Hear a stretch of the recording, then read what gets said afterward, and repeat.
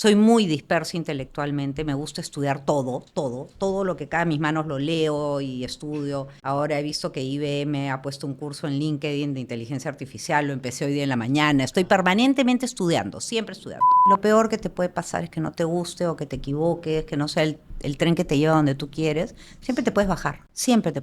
Pero si se pasa, se pasa. Y las oportunidades normalmente no se presentan varias veces. Y claro que da miedo tomarlas. Un montón de veces no estás preparado. Y las oportunidades son esas, son como ventanitas, así de repente, ¡fum!, como que entra un rayo de sol, ¿no?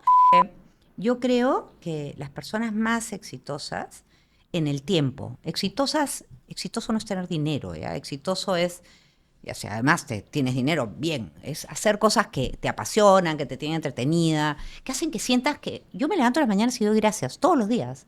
Gracias por mis hijos, gracias por estar viva, gracias por tener salud, gracias por tener trabajos que me entretienen además, ¿no? O sea, por tener una vida interesante, ¿ya? Para mí eso es el éxito.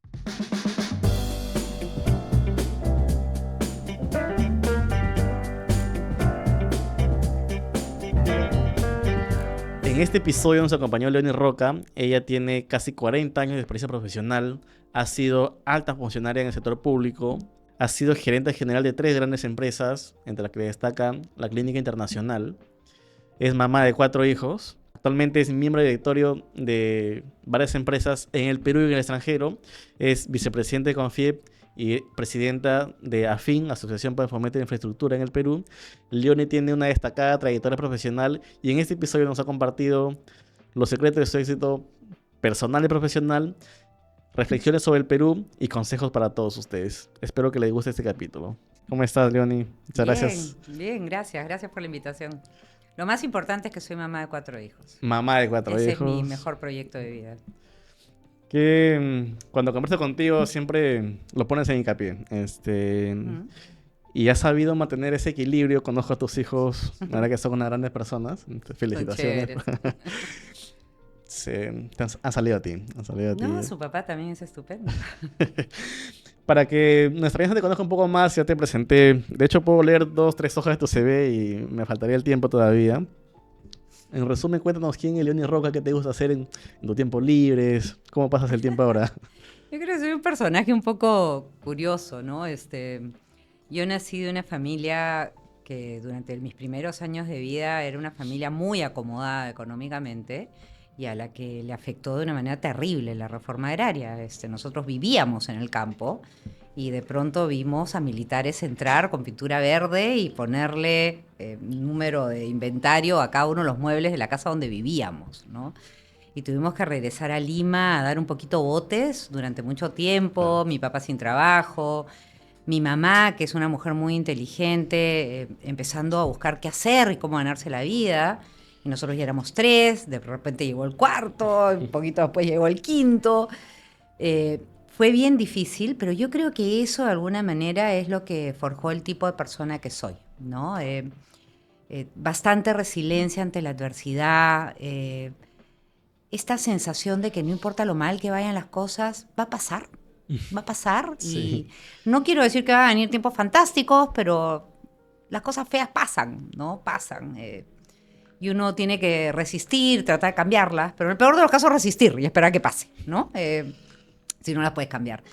Yo creo que eso es lo que más me define, que hace que sea una persona básicamente positiva, que siempre estoy de buen humor, o más o menos de buen humor, ¿no? Enfrento la vida con bastante ligereza desde ese punto de vista, pero al mismo tiempo soy una persona reagradecida cuando tengo trabajo, porque yo he visto en mi familia la dificultad que significa poder ganarse la vida, ¿no? Entonces, a mí siempre me ha chocado mucho cuando alguien dice, ay, pero es que no me siento suficientemente motivado con mi trabajo.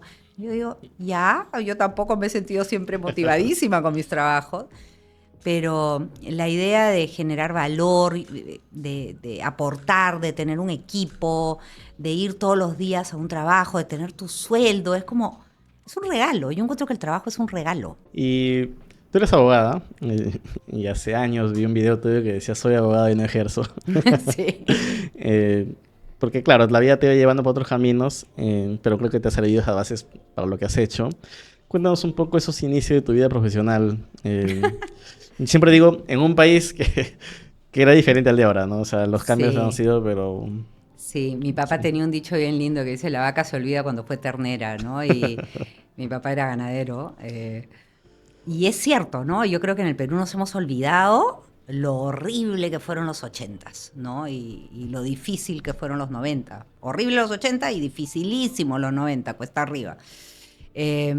Yo entré a la universidad el año 84, a la Católica, a estudiar Derecho, segurísima, no tenía ninguna duda. Solamente postulé a la Católica, iba a Derecho.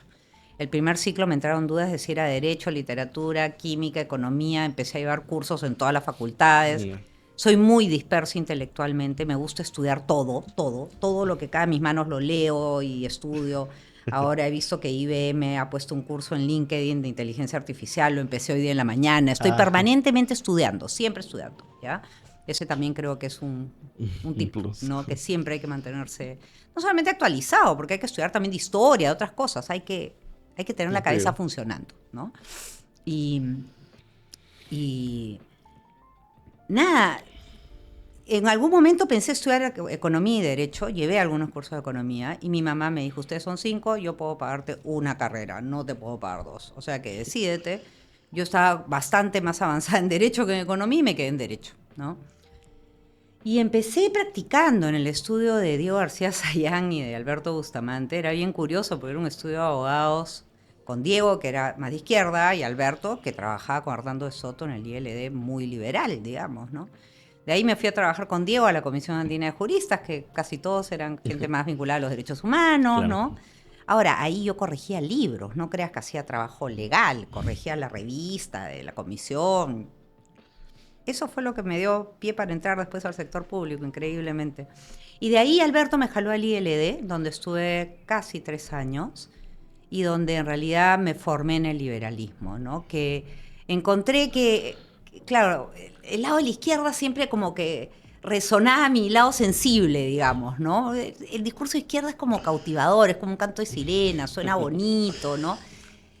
Mi lado racional, no mi lado emotivo, el que dije, oh, esto es, me cuadra, esto es matemática, ¿no? Mi lado científico, claro. digamos, se activó en el ILD. Y desde ahí me quedé siendo una liberal convencida, ¿no? Que Hasta soy ahora. hasta el día de hoy, sí, sí.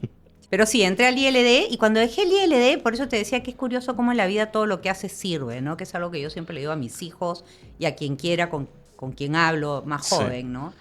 No hay trabajo malo, porque en todos, si tienes las ganas, vas a aprender cosas que te van a servir, ¿no?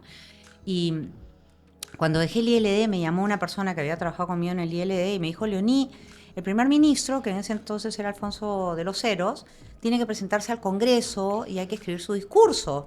Y tenemos un montón de información de todos los ministerios, de todo el mundo, y necesitamos a alguien que junte toda esta información y la escriba. Y tú escribes súper bien y has trabajado 2 años y medio en políticas públicas, en el ILD, o sea, vamos, deberías poder escribir un discurso más o menos pasapiola, ¿no?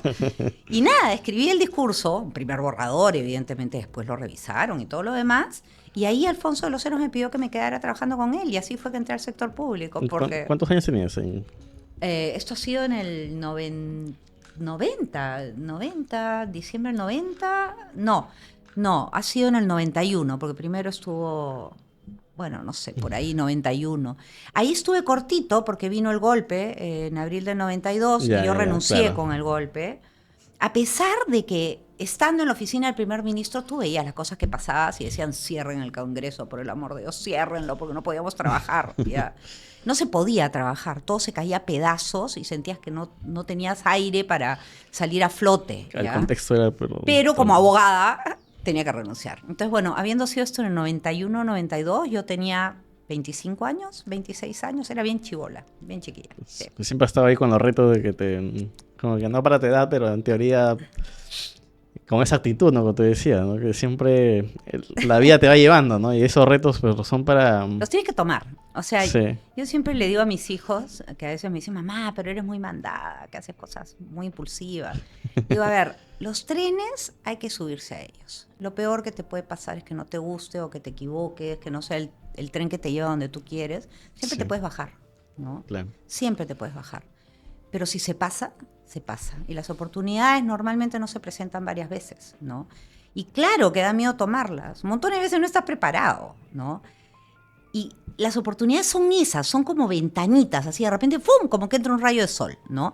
En el año 91, 92, a ver, nadie iba a dejar su trabajo, los grandes capatostes, para entrar a trabajar al sector público, pues que era una incertidumbre total. Claro. Entonces un montón de chiquillos locos nos llamaban, no éramos talentosos, sí, yo soy una persona de inteligente para arriba, ¿no? Nos llamaban y nos tirábamos a la piscina, ¿no? Con Nos toda la energía, con toda la... y claro, y aprendimos un montón. Aprendimos un montón. Honestamente, fue una época de aprendizaje infinito. Y sin parar. muchas de esas personas dejaron huella, ¿no? Porque estuvieron en reformas y ahora... Montones. Hay muchos entonces- nombres olvidados, ¿no? El otro Sí. día estuvimos con Jaime Pinto presentando, que estaba Sí. presentando su libro, que estuvo en el equipo negociador de la deuda externa, en el que estaba también Jorge Pesquiera. O sea, hay un montón de gente que ha pasado, digamos, anónima, ¿no? Y algún día alguien debería escribir sobre ellos. Fritz Dubois, quienes estuvimos en esa época nos acordamos de él, pero probablemente los jóvenes no, porque Fritz desgraciadamente murió demasiado joven, ¿no? Pero a Fritz le debemos buena parte de las reformas económicas, ¿no? Y con Fritz trabaja Oscar Blanco, Mari Carmen Rivera, Mari Carmen Vega, Marisol Yulfo, que después se hizo más conocida. Vamos, CPC. hay muchos nombres ahí, Reinaldo Bringas y Alfredo Jaililie, que cuidaron la caja fiscal como si fuera su plata y terminaron bien complicados penalmente por el tema de Montesinos, ¿no? Sí, pues fue una época interesante. Pero bueno, así empezó mi carrera, ¿no? Y claro, para no terminar con ese tema de sector público que es tan hermoso, porque siempre, ahora vemos el Perú, digamos, diferente, hemos tenido un auge económico, la reducción de la pobreza, aunque ahora apena porque, digamos, se están agravando ciertos problemas, como el reciente informe que hizo el INEI. Pero eso fue producto de esas reformas y en general del cambio de rumbo que tenía el país, ¿no? Tú que estuviste en esas etapas de cambios, ¿qué experiencia, reflexiones te deja ahora ya como persona, digamos, no mayor porque tú estás joven, sino con más sabiduría, digamos? Yo ¿Cómo interiorizas 57 para ese? 58, o sea que jovencita tampoco, pero a ver, yo creo varias cosas, ¿no? Por eso te decía que desgraciadamente hay discursos así de sirena, ¿no? Que Sí. suenan bonito, enamoran. Y por eso creo que es tan importante, sobre todo, que los jóvenes se informen un poquito más, analicen un poco más, ¿ya? Sí hay ciertas hipótesis sobre las cuales yo tengo poco espacio para ceder a otras posiciones, ¿ya? Por ejemplo, yo sí creo que la empresa privada es la principal entidad con capacidad de generar beneficios gigantescos en una sociedad. Si la empresa funciona bien y está manejada estratégicamente, con una mirada de sostenibilidad, ¿no? Impacta en sus accionistas, que reciben más dividendos, por lo tanto están contentos y siguen invirtiendo en el Perú en otros negocios o en el mismo, ampliándolo. Impacta en sus trabajadores, que también al trabajar en una empresa sostenible, rentable, en fin, les va bien, ¿no? Sí.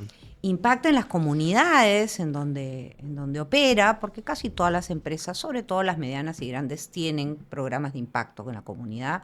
Impacta en el Estado porque genera impuestos, las empresas formales pagan impuestos, eso es lo que alimenta los servicios sociales que recibe el resto de la población. O sea, todo el mundo gana, ¿ya? A nivel empresarial. ¿Qué mata a la empresa y al individuo? El Estado. Esa es la verdad.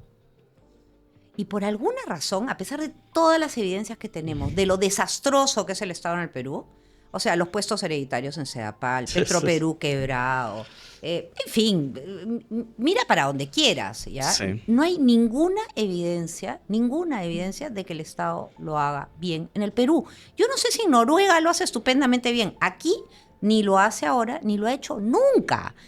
¿Y por qué hay esta idea de démosle al Estado, no sé qué, no funciona bien? Ay, que el Estado lo haga. Tal cosa no se está haciendo, que el Estado lo haga. Y que haga más, y que haga más.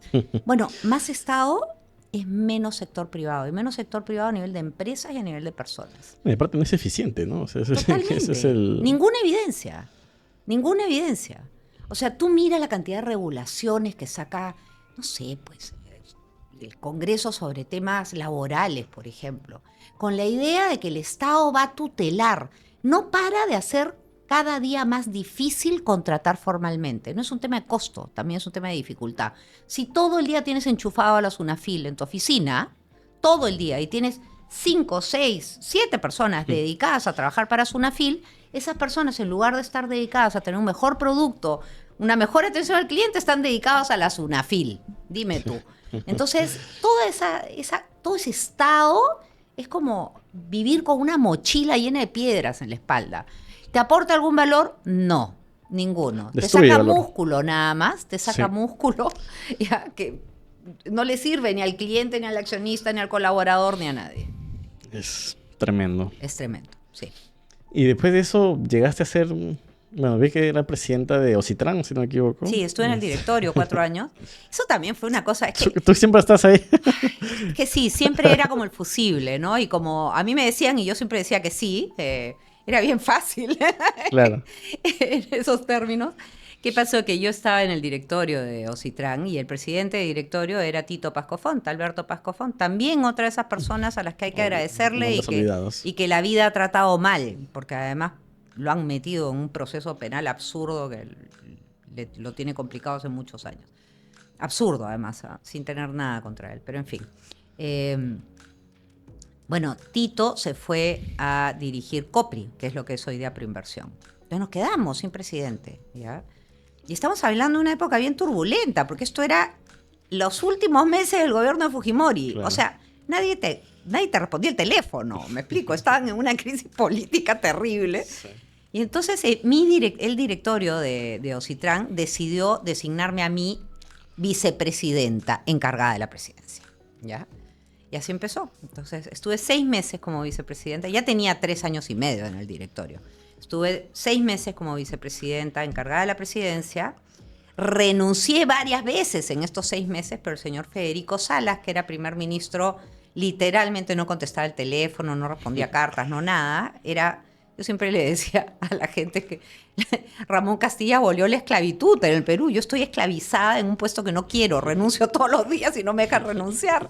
Y en el sector público tú no puedes abandonar el cargo, es un delito, ¿no? Sí, pues. Entonces, nada, estaba amarrada a la silla y finalmente vino el gobierno de transición y me ratificaron. Me nombraron un año. Fue una cosa rarísima, pero bueno, ahí me quedé, digamos, un año después.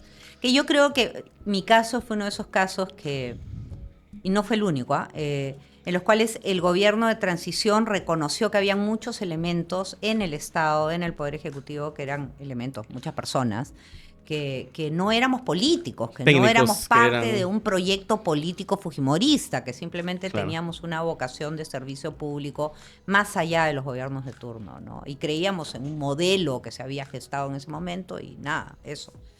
Y ya luego de eso dices ya no más sector público No, y ahora ni ya muerta. sector privado.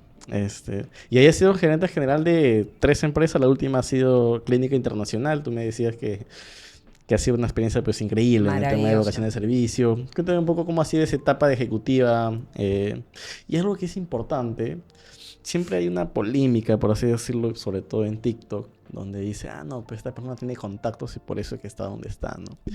Yo siempre digo, pues uno siempre tiene que buscar relacionarse, que es muy importante, pero sobre todo dar a conocer su talento y su capacidad, porque al final tu capacidad es la que da por ti.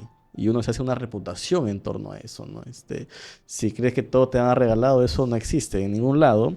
Y en algún momento, como tú dices, la vida te pone a pruebas. Y tienes que sacar lo mejor de ti para, pues, pasar eso y salir adelante, ¿no? O sea, nadie te llama porque te conoce o porque conoce a tu papá. ¿Me Exacto. explico? O sea, tú tienes que traer un bagaje de cosas. También es cierto, porque sí es cierto, que tener cierto nivel de relacionamiento te permite exponerte. Claro. Tienes más exposición. Evidentemente tienes más exposición, ¿no? Se sabe más de ti en ciertos círculos que son los que contratan. Sí, eso sí es cierto, eso no se puede negar. Pero eso no quiere decir que llegue gente sin talento. O sea, tienes que tener talento y tienes que tener algo que mostrar de nuevo, Sí. ¿ya? Y eso también se sustituye de otras maneras. Yo conozco muchísima gente que ha entrado de practicante a una empresa y ha terminado de CFO, ¿no? O sea, que ha terminado y que todavía le falta seguir subiendo, ¿no? casos que no son parte de lo que se le llamaría el establishment pituco, digamos, ¿no? No forman parte de la burbujita empresarial limeña, por llamarlo de alguna manera. No, son gente que se ha formado con mucho trabajo, mucho esfuerzo, ha entrado a practicar en una empresa y no ha parado de mostrar y ha crecido, y ha crecido, y ha crecido, ¿no? Mi primer trabajo en el sector privado fue rarísimo, porque me fue a buscar una persona a la que sí conocía, pero no veía hacía como 15 años. Me fue a buscar Ocitran, porque tenía un problema con Ocitran, ¿no? Y yo de frente le dije, no te lo puedo resolver porque yo estoy dejando Ocitran en 15 días. Claro. ¿Ya? Entonces te voy a presentar a la gerenta legal, tienes que canalizarlo a través del área legal, ¿no? Los presenté y me olvidé, y yo salí de Ocitran un 13 de enero y el 14 me citó un almuerzo esta persona. Y me citó para que le resolviera un problema, en realidad, en un rol más de gerente de un proyecto legal. Servía ser abogada, pero yo no iba a ser la abogada, ¿ya? Y me dijo, bueno, te va a tomar un año resolver el problema y cuando lo resuelvas, quisiera que te hagas cargo de mi holding. Porque era una empresa que se había creado, pero no estaba activa porque había que resolver estos temas antes, ¿no? Bueno, los temas se resolvieron en 3 meses y me pidió que asumiera la gerencia general y yo lo miré espantada y le dije, a ver, ¿qué gerencia general? Yo no sé leer un estado financiero, me explico, no sé nada. No. Pero fue una buena primera experiencia de gerente general porque me permitió aprender un montón de cosas con menor posibilidad de daño si es que me equivocaba, porque en una holding, a ver, tú eres cabeza de un montón de gerentes generales que sí son gerentes generales profesionales. Claro, digamos. que tienen el know-how y todo lo demás. Entonces, en 4 años hice mi escuelita de gerente general, aproveché, hice el PAT en la Universidad de Piura, también estudié, porque siempre hay que estudiar. Pero tenías esa, digamos, no sé, ese ADN, esa capacidad de liderazgo que ya traía de tu experiencia de sector público también, liderando equipos en general. Siempre. Y era ese rol más articulador y de visión, por así decirlo, ¿no? O sea, no tan operativo de, claro, los datos en general, que luego te ha servido pues cuando ya te has capacitado más y todo eso, ¿no? O sea, yo creo que sí hay una competencia y yo tengo que reconocerla con la que he nacido, ¿no? Yo he sido delegada de mi clase varias veces, he sido presidenta del Consejo Estudiantil en el colegio, siempre he sido una persona que ha tenido roles de liderazgo. Mi papá decía que nací con el dedo así apuntando, mandoncita además. Entonces sí, creo que hay ciertas competencias con las que uno nace, pero también tienes que trabajarlas, ¿no? Porque si no te puedes convertir en un Hitler, digamos, ¿no? En la versión más fea de eso. Claro. Pero también creo que hay gente que va cultivando esas competencias. Yo tengo que reconocer que a mí no me ha costado mucho, porque desde chica siempre he tenido como esta cosa, soy la hermana mayor de 5 hermanos. Es el liderazgo en la vida. Entonces sí, hay varias cosas que me han puesto siempre en posiciones de liderazgo y lo ejerzo sin ningún problema. Es decir, no... Es natural, me explico. Es como que a alguien que le gusta cocinar lo pusieran a hacer un pie, ¿no? Bueno. Lo hace, ¿no? Me puede costar trabajo esa parte más técnica, digamos, de repente el tema financiero, o algún tema que no entiendo bien, o algún tema de negocio. Ahí me meto a estudiar, ¿no? Pero la parte de tener equipos buenos, entender, la organización necesita esto, esta persona calza acá, armo buenos equipos, siempre me he jactado de tener equipos maravillosos con los que he trabajado. Esa parte me sale natural, como alguien que abre la boca y canta bonito, cosa que no me sucede, es más o menos eso. Eso no es mérito mío, es un regalo que tengo de mi crianza y de mis genes, digamos, no, cero mérito. Y una cosa, Jimmy, que sí creo que es importante decirlo, es que yo creo que las personas más exitosas en el tiempo, exitoso no es tener dinero, ¿ya? Exitoso es, ya sea, además tienes dinero, bien, es hacer cosas que te apasionan, que te tienen entretenida, que hacen que sientas que... Yo me levanto a las mañanas y doy gracias todos los días. Gracias por mis hijos, gracias por estar viva, gracias por tener salud, gracias por tener trabajo, por tener trabajos que me entretienen además, ¿no? O sea, por tener una vida interesante, ¿ya? Sí. Para mí eso es el éxito, ¿ya? El dinero es una capa adicional que cae regio, pero no es lo que he buscado nunca, ¿ya? Pero yo creo que la base de eso es la humildad. La humildad. Las personas soberbias no solamente manejan pésimo sus roles de liderazgo, horrible, generan mal clima laboral, no permiten que crezcan otras personas, otros talentos, sino que además no aprenden. O sea, si tú no eres humilde, no estás abierto al conocimiento. No estás en la capacidad de encontrarte con tu financiero que viene, te presenta algo y tú dices, ¡ah! No lo había visto. No lo había visto. Este tipo sabe de esto más que yo. Claro. Y tienes esa capacidad de recibir conocimiento, ideas, innovación. Tienes que mantenerte siempre, cuando se te sube un poco la mostaza a la cabeza, es como, tienes que tener a alguien que te dé una cachetada y te diga, no eres tan el hueco el que te das cuenta, ya, eres un ser humano normal. Claro, a veces te puedes desviar de eso, ¿no? O sea, la soberbia siempre está ahí, o sea, yo me sé, o creerte superior a algo, a lo demás y todo eso, ¿no? Lo que tú sí tienes es esa actitud y esa buena vibra, ¿no? Que siempre a veces dicen que las personas dan energía, ¿no? Comienza contigo, recargas energía, ¿no? Y siempre estás llevando esa vida positiva, ¿no? O sea, desde que te conozco hace ya bastante tiempo. Sí, pero también hay cosas, hay formas de trabajar eso, ¿no? Yo también he tenido momentos de soberbia ridículos en mi vida, en donde mirando hacia atrás digo, ¡ah! Eso no ¿Qué era me yo. pasó? Dios mío, Claro. con razón cometí tantos errores, porque estaba muy tonta en esa época, ¿no? Y hay ciertas cosas que te ayudan a aterrizar, y una de ellas es el contacto con la naturaleza. Cuando tú te conectas con la naturaleza, por eso es que ahora hago mis trekkings, en fin, ¿no? Sí. Pero cuando te conectas con la naturaleza, ya sea porque caminas, ya sea porque te gusta el mar, te vas a la Costa Verde a tirar piedritas, lo que sea, ¿ya? Eso también hago, a la Costa Verde a veces tiro piedritas al mar. La naturaleza es tan poderosa, pero tan poderosa Sabia. y sabia, que tú miras esto y dices, en verdad, si me miras desde un dron un poquito más arriba, soy una hormiguita. Yo soy una hormiga más, ¿no? Sí. Una hormiga, es como cuando nosotros vemos a las hormigas y decimos, pobres seres infelices, ¿no? Y los pisas y no pasa nada.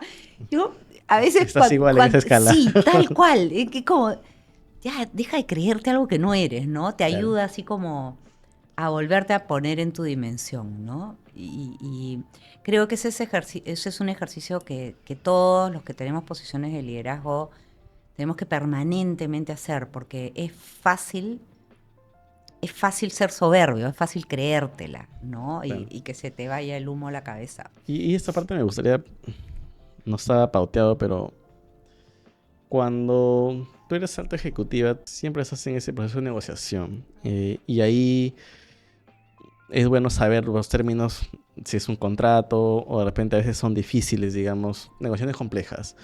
¿Solo ayuda a conocer el tema o también actitudes personales que uno puede ir desarrollando en el tiempo que dices, oye, porque me he contado casos en los cuales, y producto de los cuales también nosotros hemos entrevistado, donde decían, esta persona, este proveedor no quería nada con nosotros, pero luego resultó que teníamos algo en común. Nos gustaba el fútbol, nos gustaba la lectura, nos gustaba la literatura.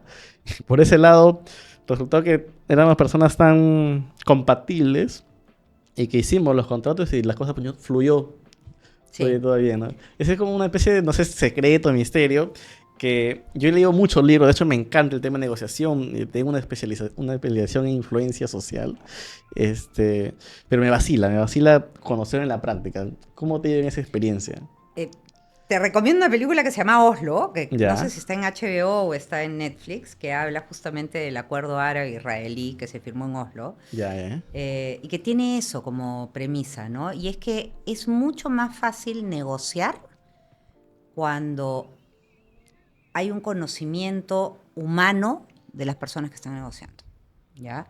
Esa conversación que parece superflua, ¿no? De cuántos hijos tienes, en qué colegio, sí. y por qué decidiste que fuera mixto en lugar de mujeres o de hombres, o para un extranjero, cómo te has adecuado al Perú, cómo le va a tu esposo o a tu esposa acá.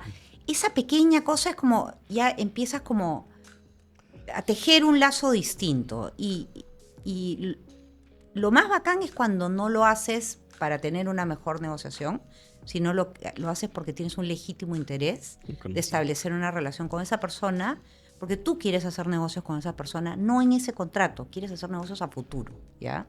Entonces, una primera cosa, yo he tenido negociaciones muy difíciles en mi vida. Tuve una en Honduras que si no salía bien teníamos que cerrar la empresa ya, o sea, era así de crítica, ¿no?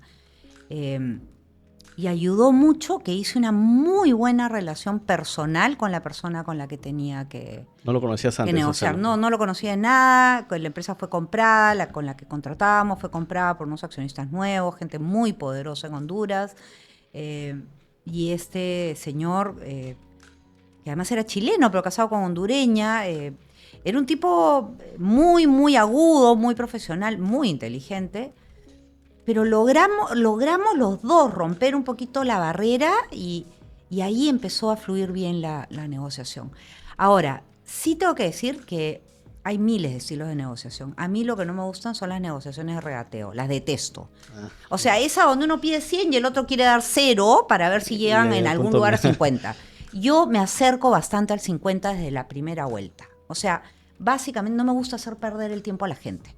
Si estoy dispuesta a pagarte 500 soles por hacer ese mueble, de frente te digo, tengo 500 soles, ¿me lo puedes hacer por 500 soles? Y no pierdo tiempo, ¿ya? No pierdo tiempo para nada. Entonces, por eso es que también me ayuda esta primera fase en la cual las personas se dan cuenta que no soy tonta, que soy una buena persona y que quiero establecer una relación comercial larga.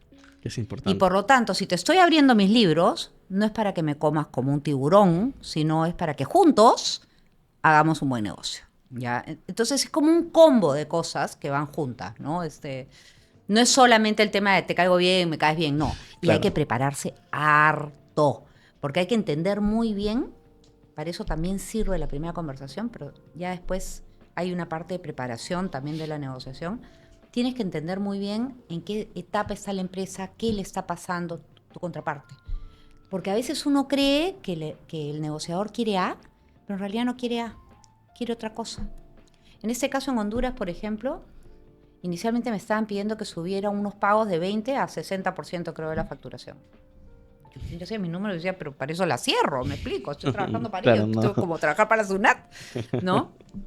Y en realidad el interés de él no era tener 60%. Entonces empezamos con una estrategia de open books y yo le dije, mira, este es mi estado de ganancias y pérdidas.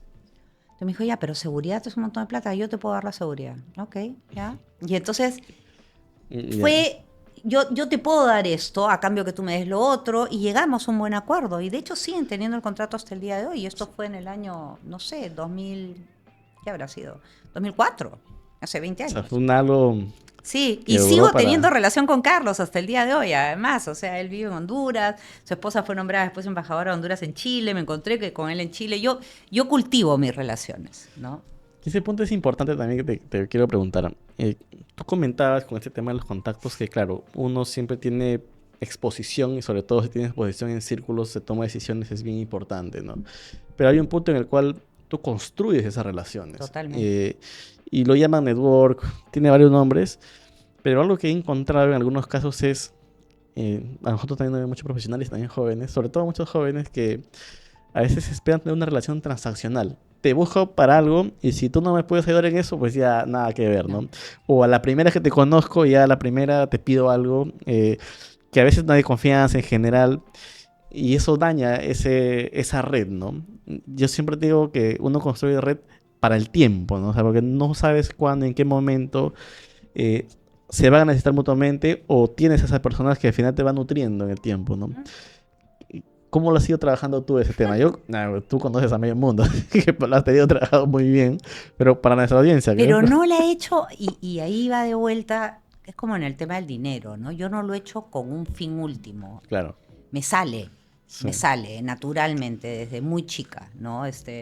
En mi colegio, el lema del colegio era Serviam, servir, ¿ya? Sí. Nos los deben haber grabado, pero con tinta china en la médula, porque a mí me llama mucha gente a pedirme favores desde siempre, de todo tipo, desde cuida a mi perro, quédatelo el fin de semana, yo hago mentoría también para mujeres, que le dedico un tiempo en mi vida a eso, ¿no? Amigas, gente con la que he trabajado antes. Leoní, puedes mirar mi currículum, conoces a alguien en esta empresa. Y así como digo, yo no recomiendo a nadie con quien no haya trabajado. Y de frente te digo, no te voy a hacer el favor. No me gusta mecer a nadie. Cada vez que puedo echar un cable a alguien, lo echo, ¿no? O qué sé yo he trabajado mucho en salud. El otro día, no sé, había un chiquito enfermo, me pidieron, alguien tiene un contacto. Inmediatamente, sábado, domingo, pum, sí, contacto a mis médicos. ¿Estoy esperando recibir algo de eso? No, cero, ¿ya? Y esto va a sonar un poquito gurú, ¿ya? Pero sí creo mucho en el karma. O sea, es como cuando esta inmensa red de contactos que tengo, para empezar, es una red profesional. Yo no salgo de noche, no me gustan los cócteles. Para mí el trabajo es una cosa y mi vida personal es otra. Están perfectamente segregados. Yo tengo un montón de amigos de trabajo, pero no son mis amigos, mis amigos. Mis amigos son otra cosa, son chiquititos, poquitos. Y son mis hijitos, mi familia y mis 5 amigas íntimas y 3 amigos íntimos. Eso es, ahí se acaba mi mundo mío, el más privado, el más íntimo.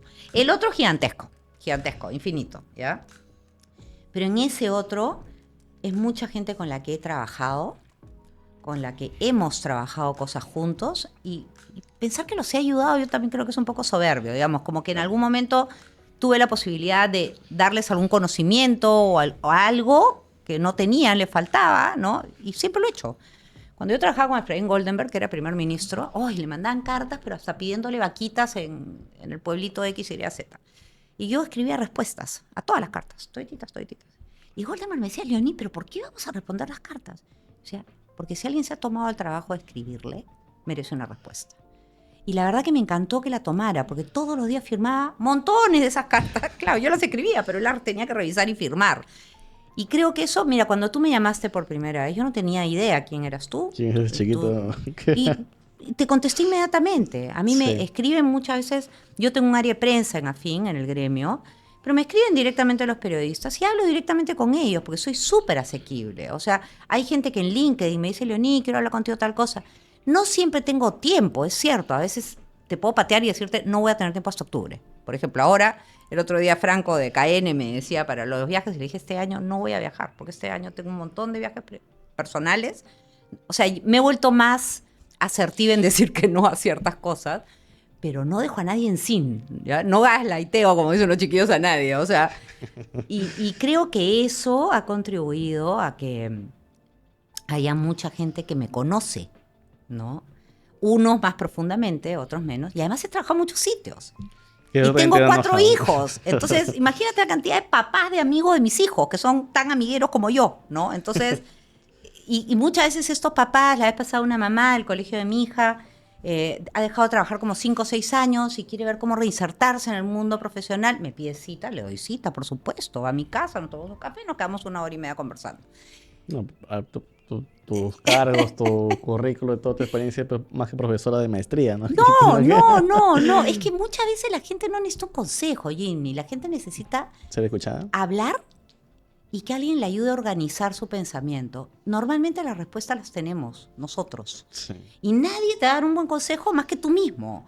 Lo que pasa es que a veces estamos tan desordenados en nuestras ideas que necesitamos a alguien que nos diga, oye, estos son papas, estos son camotes, eso no sé qué. Ayer tenía una conversación con una chica que justo le acaban de ofrecer una chamba buenísima y le entusiasmaba, pero el sueldo no resultó tan bueno. Le digo, ya, pero el sueldo no es importante, me dice, ya, entonces ¿por qué no la tomas? ¿No? Me explico, ella tenía la respuesta y yo tampoco le iba a decir, tómala, ¿no? Porque no me toca, ¿ya? Entonces sí creo que eso me ha ayudado un montón en lo que se llama la red de contactos. Creo que hay mucha gente que cree que la red de contacto es estar en todos los almuerzos, en todos los cócteles. De ninguna manera. Al menos en mi caso nunca ha sido así. No. ¿Y has tenido algún momento en el cual, no sé, en toda esa carga profesional, más el tema de responsabilidad de madre, ese bajón emocional que dices, pues ya no hay más...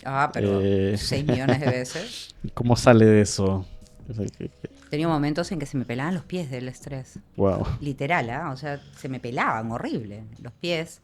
Tengo 2 enfermedades autoinmunes que son resultado de esas épocas fuertes de trabajo, crianza y demás. Yo no aconsejo hacer lo que hice yo, que ha sido una locura, ¿no?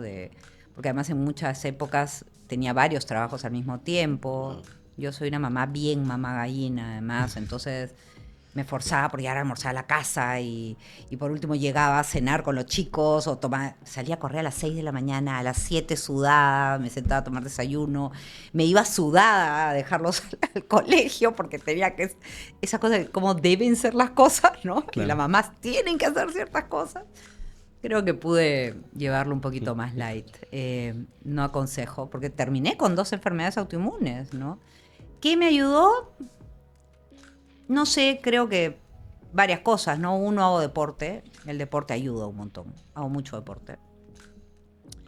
2, yo tenía una casa en Mala, entonces todos los fines de semana me desconectaba y me iba al campo, ¿no? Es importante, ¿no? Siempre he tenido mis perros, tú conoces a mis perros, ¿no? Ahora tengo 3, en esa época tenía 4 y salía a caminar por el campo y esa conexión que viene de mi época en que me crié en el campo, digamos. A mí me gusta andar sin zapatos en el campo y me gusta montar caballo, a pelo. Si tú fueras una ejecutiva de Silicon Valley, así como de las startups, andarías descalzo, así todo. Pero eso es más moda, ¿no? Claro. Nuevamente, yo me he criado en el campo, entonces Sí. a mí los zapatos me incomodan, literal, me incomodan. Sí. Pero sí, creo que eso me ayudó mucho. Creo que me ayudó mucho Mala, creo que me ayudó mucho Mala el campo, digamos, tener esta casa de campo y el deporte. Y aún así he tenido momentos en que decía, Dios mío, me estoy volviendo loca. O sea, cuando estaba en la clínica era tan exigente que yo soñaba, tenía este sueño recurrente de las enfermeras bailando encima de una mesa, como en la mesa de mi sala y bailaban las enfermeras. O sea, estaba tan preocupada por el tema de enfermería, siempre me ha preocupado mucho porque las enfermeras pues al final son las que son el 80% de la experiencia del paciente, ¿no? Y no solamente la percepción de servicio, sino también son las que te dan la medicación, las que te hacen el seguimiento. Entonces, el trabajo de enfermería es fundamental, ¿no? Y vivía obsesionada de cómo mejorar esto, cómo mejorarlo. Tanto así que en sueños soñaba en las enfermeras bailando encima de una mesa. Y era un sueño recurrente, ¿no? Recurrente. Claro. Entonces, no es fácil. Y yo creo que cualquiera que te diga que va por la vida bien contento con cargos de responsabilidad de esta naturaleza, porque cuando tú eres gerente general de una empresa, tú eres responsable de todo lo que pasa en la empresa. Si hay un accidente, si un trabajador está enfermo y necesita ciertos cuidados, si un paciente, por ejemplo, en la clínica fallece por un tema de negligencia, si hay un problema en la cadena de alimentos, en la cadena de fríos, si se dispensa mal la medicina, en fin, más allá de la plata y los resultados y pedir los préstamos y pagar impuestos, ya todo eso, la ciberseguridad, todo eso sí, pero más allá de eso, tienes toda esta otra carga de gente a tu cargo. Tus clientes, tus colaboradores están a tu cargo. Entonces sí es fuerte, sí. Y claro, uno te presenté al inicio, ¿no? Directora de empresa, presidente de gremio, alta ejecutiva que has tenido esa experiencia. Es el producto de esfuerzo, ¿no? O sea, no es detrás del éxito profesional, por así decirlo, porque el éxito es más profundo que eso. Hay mucho sacrificio, mucho trabajo, que es algo que nosotros siempre, desde Gurú, también tratamos de ponerlo, ¿no? Ya sea un empresario exitoso, un profesional. A veces cuando uno está joven, pues piensa que el éxito venga rápido, ¿no? O sea, y esa es una utopía, porque no funciona así, el mundo es totalmente diferente, ¿no? Ahora, cambiando un poquito de tema, tú estás, la vez pasada me comentabas que estás en un directorio de una empresa internacional, ¿no? Qué interesante, en Chile. Eres director de empresas en Perú también. No sé, estás en 4 o 5 directorios, creo. En varios. Déjalo ahí, en varios. Modo gurú ahí, aportando con tu experiencia. Eres vicepresidente de Confip, que es el gremio de gremios amado y odiado en muchos lados. Y eres presidente de AFIN. Cuéntanos esa reflexión en torno a cómo ven el Perú ahora. O sea, cómo ves tú el Perú. Yo siento que a partir de 2014, más o menos, como que estamos siempre en retroceso, ¿no? Cuando era niño, cada que había una elección, siempre miraba y esa me la creía todas, ¿no? Que decían, el Perú puede ser desarrollado, hay que hacer eso. Ollanta, luego otros presidentes, y decía, wow, entonces en 5 o 10 años ya no seremos pobres, porque nosotros vivíamos en pobreza. Pero conforme fue creciendo la universidad, todo lo demás, hemos podido ver que cada vez, en vez de avanzar, retrocedemos. Y esa es una pena porque el potencial que tenemos es bastante grande, ¿no? ¿Cómo lo ves tú? A ver, yo creo que hoy día pensar que podemos ser un país desarrollado es como plantearte bajar 40 kilos, ¿no? Sí. Los próximos 6 meses.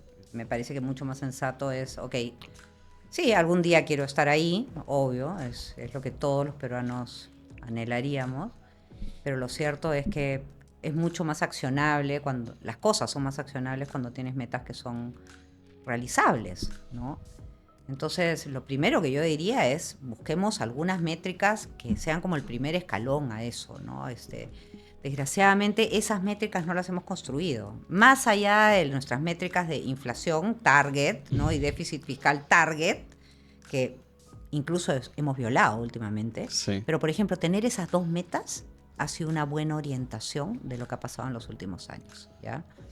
Pero deberíamos tener algunas metas parecidas, por ejemplo, de crecimiento de la inversión privada, por sector, de repente, en pesquería tanto, no sé qué, de ejecución del gasto público, con tendencia a reducción del gasto corriente y a incrementar ese gasto en activo, que es el que más riqueza genera en el mediano plazo, ¿no? Pero no tenemos esas metas, ¿no? Pues. Entonces, claro, vienen y nos venden pues el pan con chicharrón de vamos a ser desarrollados, el Perú potencia mundial, Lima potencia mundial. ¿Cómo? Y la gente se da cuenta. Entonces, cuando es tan vago el sueño, no es un sueño, es un sueño, al revés, es un sueño, pero no es algo que, no es un objetivo, no es una visión de algo que puede pasar. Es como se... ¿Qué fumaste, no? Qué rico. Podemos ser Sigue eso. soñando. Entonces, sí creo que un reto, una de las cosas que deberíamos exigirle a nuestros políticos en las próximas elecciones, es, incluso los ministros actuales, ¿qué vas a hacer de acá a fin de año? Pero empecemos por cosas chicas, o sea, estamos tan pauperizados en nuestra capacidad de gestión pública, que yo diría que empecemos por eso, ¿no? Y lo mismo en salud, en educación. O sea, han hecho tremenda mega ceremonia festejando el tema del stock de 30% de medicamentos genéricos. Y lo cierto es que la mitad de las medicinas que se compran en la farmacia se compran con recetas de gente que sale de atenderse en establecimientos del MINSA o de salud, a la que no le están dando sus remedios en el MINSA y en el salud, y por eso tienen que pagar de su bolsillo el medicamento en una farmacia. Entonces, ¿solucionas el problema haciendo que las farmacias tengan 30% de stock de 400 y tantas moléculas de genéricos? No, lo que necesitas es que la persona que va a atenderse a salud o que se va a atender al MINSA, a Loaiza, a cualquier posta o lo que sea, salga con su remedio. Eso es lo que necesitamos, salga con su remedio. Y ese es un estado que funciona. El 90% de las atenciones de salud en el Perú las presta el sector público, no las presta el sector privado. Entonces, si no te dan cita, porque no tienen cita, porque son un desastre, el MINSA y el salud, entonces vas a la farmacia y te automedicas. Esa es una cosa que hay que resolver. Y la otra es, sí conseguiste cita, pero no te dan el remedio. Entonces, ¿qué tienes que hacer? Ir y comprarlo tú.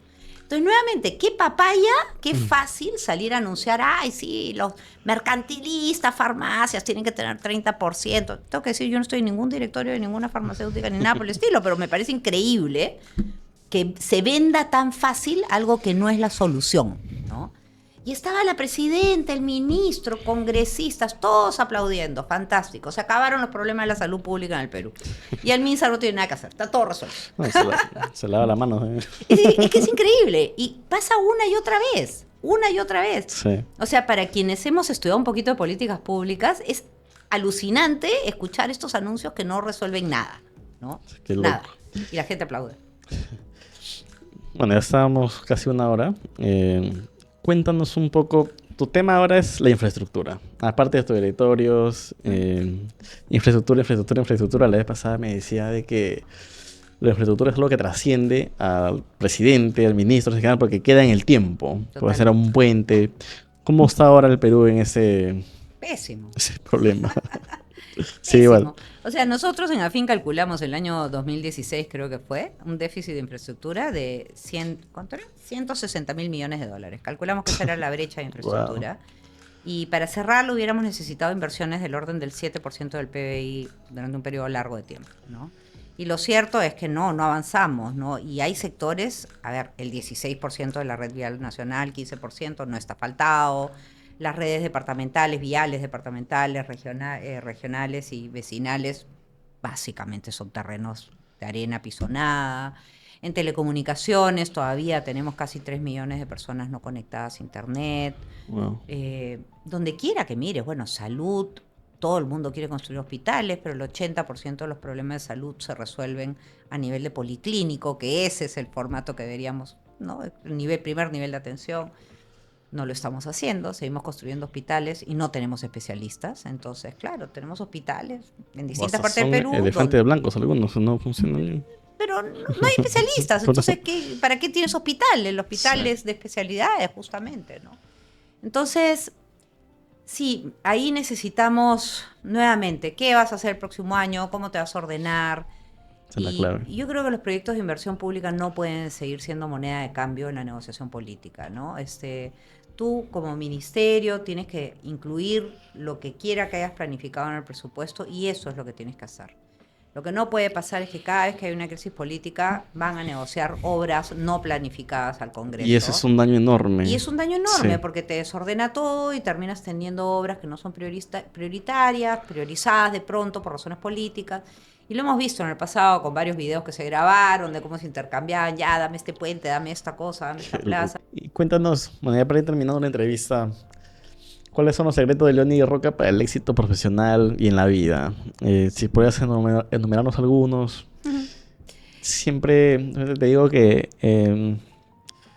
creamos este espacio de gurú para nuestro propósito es inspirar a millones de personas para construir un mejor país. Y nosotros somos unos convencidos del talento de la persona para salir adelante, ¿no? Pero no solamente es éxito profesional, sino es tu visión y amar a tu querido Perú, ¿no? Porque todos estamos hartos de la política en general, pero al final es cómo estás cambiando tú o qué estás haciendo tú como persona, ¿no? Que desde pequeños cambios chiquitos o involucrarte en tu comunidad, en todo lado puedes hacerlo, ¿no? Gracias a Dios nos ven cantidad regular y estamos creciendo, así que cuéntanos. No, a ver, yo creo que, como te dije, no me gusta dar consejos, ¿ya? Pero un poquito cómo me veo yo y cómo duermo tranquila haciendo lo que hago todas las noches es, primero trato de ser una ciudadana adecuada. No ejemplar, pero adecuada. Paro en el crucero peatonal, no me paso la luz roja, voy a la velocidad que dicen las normas de tránsito, hago mi revisión técnica, saco mi SOAT, pago mis impuestos, pago mis tributos, me explico, cumplo con la norma, ¿no? Hago un poco más de eso porque también hago algunas cosas como más comunitarias que no son legales, pero me sale hacerlas, ¿no? En fin, da lo mismo, ni las voy a mencionar, pero siempre hay como trabajo de ciertas cosas con los vecinos, en fin, algunas cosas por ahí, ¿ya? Pero eso es lo primero, que es como lo más elemental, ¿no? Primero, ¿ya? Sí, claro. Porque eso cuando haces empresa se traslada en que cumples las normas laborales, en que pagas impuestos, en ser un ciudadano corporativo, ¿no? Es muy importante. Si eres un mal ciudadano persona, difícilmente vas a ser un buen ciudadano corporativo, porque uno es uno, no es uno en la oficina, uno en su casa, uno aquí, uno allá, no. Entonces, esas dos cosas son cosas como que llevo conmigo y que suponen varias cosas. Por ejemplo, en la parte de ciudadano corporativo, no solamente cumplir las normas, hacerlo bien, no sé qué, pero también hay un tema de preocupación por tu comunidad, porque eres un ciudadano, nuevamente, ¿no? Sí. Y ya en lo personal, yo siempre digo que hay como 3 cosas que siempre recomiendo, porque a mí me han funcionado, pero vamos, de repente a otros no les funciona. Lo primero es que yo soy muy inquieta intelectualmente. Siempre estoy buscando aprender. Y varios de los directores en los que estoy son de industrias de las que no sabía nada. Entonces me encierro un fin de semana y leo 1500 páginas y veo todos los podcasts y me entrevisto con gente que sabe y le pregunto y tengo un hambre de conocimiento permanente y creo que eso es algo que hay que educar, ¿no? Y es fundamental. Lo otro que siempre recomiendo y que va en la misma línea es lean, viajen, que tiene que ver con aprendan. Y viajen no es viajar a Japón, ir a Huaral, no sé, hay un sitio lindo para hacer trekking acá nomás en Rupa, que en Huaral, se pueden ir a Vegeta, Medio Mundo. No es un tema de plata. En Trujillo, en alguna reunión con KN, yo le decía a los chicos, vayan caminando, conozcan el centro de su ciudad, ¿no? O sea, acá mismo en Lima, uno se va caminando al centro de Lima, hay cantidad de cosas para ver, es súper entretenido. Entonces, cuando digo viaje me refiero a eso, ¿no? Descubran, siempre estén descubriendo. Se sorprenderían la cantidad de lecciones y de cosas que encuentra uno en estos paseos, estas cosas que después las traes al trabajo, ¿no? Y lo otro es que antes yo siempre recomendaba saber hablar inglés. Para mí el inglés es como un básico. No puedes no saber inglés. Así de drástica soy con el tema del inglés. Porque es el lenguaje universal. Muchas de las cosas que tienes que leer, estudiar, podcast, en fin, están en inglés. Sí. Y hoy día ya estoy recomendando mucho que tienen que aprender otro lenguaje que es el de la programación. No para saber programar, ¿ya? Sino para entender cómo funciona. Y ahorita buena parte del tema de programación, más que de programación, está migrando hacia esta cosa que se llama prompt engineering, que es aprender a hablar con la computadora, ¿no? Hay que aprenderlo. Yo estoy en eso, aprendiendo, empezando. Pero sobre todo, y lo dije hace años en un tema de Confiep, uno tiene que poder mirarse al espejo y estar tranquilo con lo que ve. O sea, estar conforme, decir, pucha, soy la persona que quería ser, la que me imaginé. Soy el tipo de mujer, de mamá, de pareja, de amiga, de profesional. Ojalá que sí, digamos. A veces me sale que sí, a veces me sale que en ciertas cosas estoy fallando y entonces ajusto. Pero es como una conversación con uno mismo, ¿no? Y no tengan sueños tontos y piensen que de un día para el otro sus hijos van a ser maravillosos, que de un día para el otro su trabajo va a ser recontra exitoso, que de un día para... No, cuesta, así, a veces como que te sacan las uñas. Sí. Cuesta mucho. Yo he tenido épocas en que he trabajado 16, 17, 18 horas diarias, ¿no? Y después de 18 horas de trabajo sin parar, duérmete, levántate, embarazada hasta los 8 meses y medio, corriendo de un lado para el otro, o sea... Y yo no tenía ni prenatal, ni postnatal, ni nada. O sea, daba luz y como cuy, me iba con mi hijo a la oficina. O sea, wow. Sí, duro, ¿no? Entonces, eso también da satisfacción. Que te cueste es más satisfactorio a que venga gratis. Excelente. Ahora sí, ha sido gurú para todos. Muchas gracias, Leonie, por acompañarnos, por contarnos un poco de tu experiencia. No, de nada, estamos felices. Encantada y suerte con tu proyecto. Estamos creciendo. ¿Algunas palabras finales para la audiencia? No, sean optimistas. El otro día escuchaba a una congresista de Vox. Yo con Vox tengo Vox de España. Tengo sentimientos recontra encontrados porque son liberales, claro, como yo, pero a veces siento que son como demasiado conservadores en ciertos temas. Pero la escuchaba y me gustó lo que dijo. Dijo que la política y es para guerreros, ¿no? Y yo creo que no solamente la política, en general, cuando uno quiere algo, quiere a su país, quiere a su familia, tiene que estar en capacidad de pelearla. A mí no me gusta la gente tibia, no. Tienes que ser peleador, ¿no? Y sí, de repente a veces vas a terminar bien golpeado, ¿no? Con alguna herida de guerra fea. Nuevamente, yo tengo 2 enfermedades autoinmunes que no son broma. Pero me siento contenta de haber hecho el esfuerzo y creo que eso es muy satisfactorio. Entonces hay que ser guerrero, hagas lo que hagas. Interesante. Heridas de guerra. Muchas gracias, nos vemos en el próximo episodio. No olviden de compartir el contenido y sobre todo etiquetarnos.